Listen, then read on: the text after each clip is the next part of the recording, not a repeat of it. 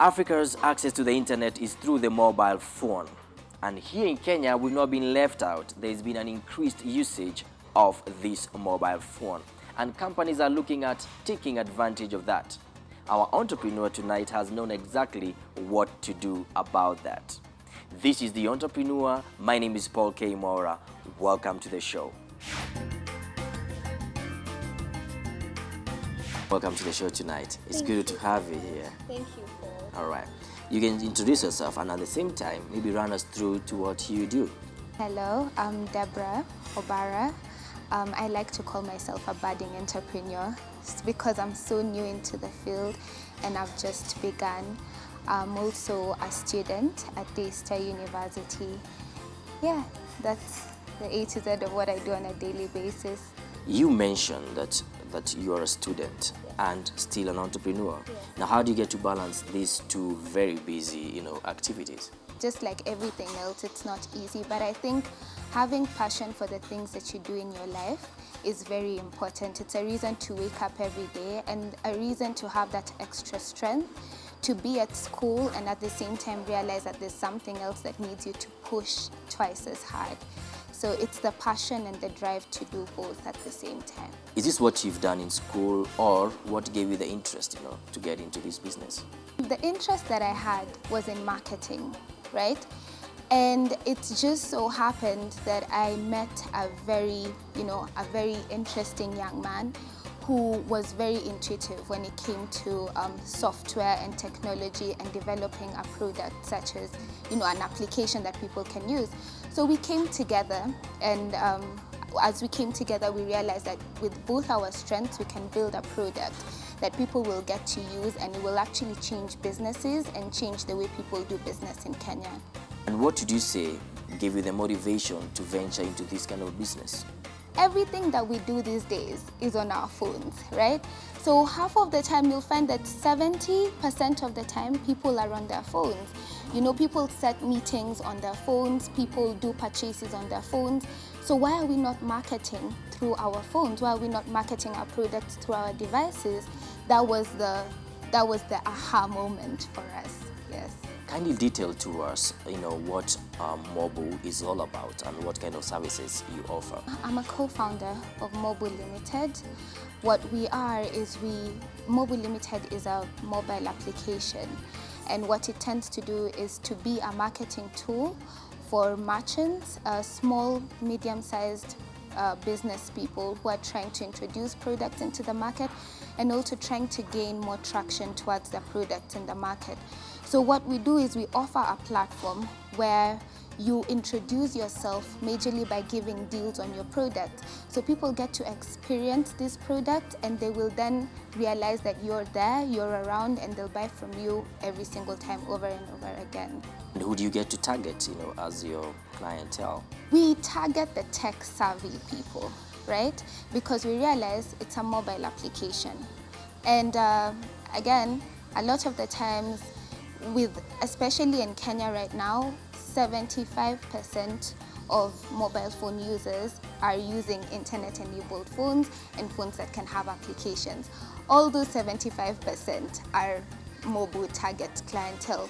Because again, on Mobu, you will find anything and everything that you could potentially want and need. The other thing about Mobu is the fact that it's a targeted application, right? So the product that you are most likely to buy are not the products that I'm most likely to buy, but the application is made in a way that it curates and it can read that. It has a mind that can read who you are, what your interests are, and so forward you products that are most likely to interest you. You are a student, yes, and still an entrepreneur. Now, how much do you get to inject in when you're starting, as you're starting capital? I must say that working with a brilliant team goes a long way, and partnerships, a lot of the times people are against partnerships, but you realize that they're very important because somebody brings to the table what you don't have. So at the moment when we started Mobu, to be honest, I was stripped of cash. I was living on a student's budget. But then my co-founder was already in the working field, right? So he was already there and he had some money to spare. And basically that's what we used to offset the business. And I must also say, I personally myself, I got a lot of support from my parents. Just them believing in me and having, when I tell them that, look, I'm kind of struggling at this level, can you help me out? And they come in a big way, it really went a long way for me. If we're talking figures, up until now, the application is 6 months old. So I will probably say that my injection is not so large, but it's probably around 10,000 shillings, right? That's not much up until now. What I would attribute it to is the fact that an application is something that you can build necessarily without having to go overboard on expenses. But now, at this point in the business, we realize that we need more money. So Mobu as a company is out there. We are searching for investors, and quite frankly, we have a few people who are interested in investing in our business, and that gives us the drive to continue. Having gotten money, so you said, from your parents who were very helpful, like you said, now what did you get to deny yourself, to make sure that you have that starting capital for your business? I get to deny myself a lot of things on a daily basis because as I said, it might seem like my initial investment is 10,000 shillings, but then on an everyday basis, what I put into the business goes a long way, because then I have to cater for, my transport to the place of work. I have to cater for the little expenses within the office. So it does mean that while my friends are out doing certain things, I'm probably not able to join them because I know there's something bigger that this money needs to go into. It also means that in my daily life, I'm not as social as I'd want to be. It's finances, of course, one thing, but the other thing is the time. Time is an investment as well.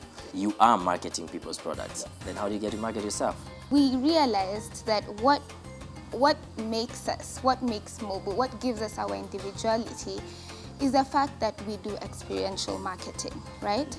So we allow people to experience a product so that they can use it over and over again. So first of all, the application on the App Store is completely free. So that's one way of gaining users to the application. The other thing is we do activations. So we do campus activations, we do mall activations in small quantities right now, but I guess as we grow, then we'll make it larger. Yes, and I must also say word of mouth. Once people get to use the application and they feel like it has really changed the way they experience new products and the way they're introduced to new products, they then tell their friends and everybody else, and it creates this whole circle of people who just want to use Mobu. Talking of people using their phones, on what applications are you on? The application runs on Android phones. We used Android to be our release to the market because we realized most of the Kenyans our target market really is on Android, right? Eventually we will proceed. We are developing the iOS, the Apple software, and the Windows software as well. So yes, in the future we will cover all operating systems, but currently we are on Android. Now, it's a business you've started and you've already rolled out. How many people have you gotten to employ so far? Right now we have 2 full-time employees and we have 2 interns as well. A lot of the times, personally, I love to work with interns because I love to give people a chance. I started working when I was 19 years old. I appreciate the fact that I was given that chance because it's helped me grow in leaps and bounds to the person that I am today. So I feel like as my way of giving back and my way of, growing the society, why not mentor young people? People from the age of 18 to 20, they're still in school, they've just doing school, they're understanding career paths and what to do, how the job market works. What better way than, to allow them to work for you and to give them that first-hand experience? You said you're a budding entrepreneur. Now, what challenges are you facing, and is there a way you're doing to tackle them?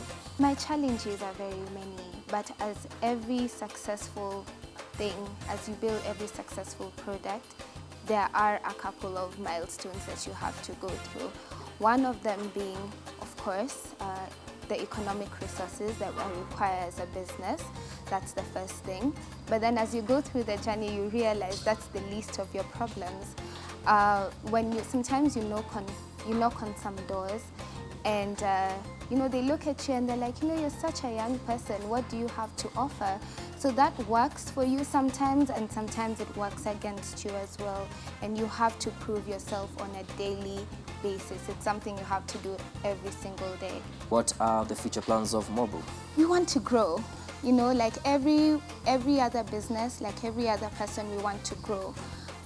In the process of our growth, we want to create a friendly market, both for the clients and for people who want to introduce their product into the market, or people who already have their product out there.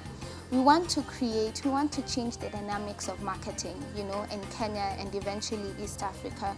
We want to tell people that what better way to sell something than to let someone experience it and never forget what they've just experienced. I want you to advise people watching you right now, and they are probably students, maybe, and they want to get into entrepreneurship. What would you tell them, and how would you advise them to also get that balance of student entrepreneurship?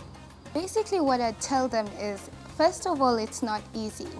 But knowing that it's not easy, whatever it is you're going into, you need to make sure that you have a passion. It carries you away. You wake up in the morning and that's the first thing you think about, and you go to sleep and it's the first thing you think about.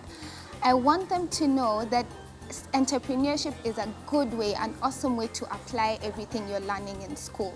And also, don't go at it alone, That's the thing about the world today. Don't go at it alone. There are awesome people out there. Gather a good team, gather a good group of people who will work with you, who will understand you, and you'll create something spectacular. And what is your daily motivation? My motivation every day, that's a difficult question. But I always believe that I was born with a purpose and a reason. And every single day, I wake up trying to fulfill that purpose. For a long time, it was trying to find that purpose. I'd wake up in the morning and I'd try to understand, why am I here? What change am I going to make? But once I started on the path of entrepreneurship, I found my purpose, and it's pursuing that and making the best out of it on a daily basis. Thank you very much, Deborah. Thank you for your time. Thank you. All right. We aspire to give you motivation and inspiration, hoping you learned a thing or two from our first guest tonight. We're taking a short commercial break, but when we return, we have another guest for you, so please don't go away. Keep it here.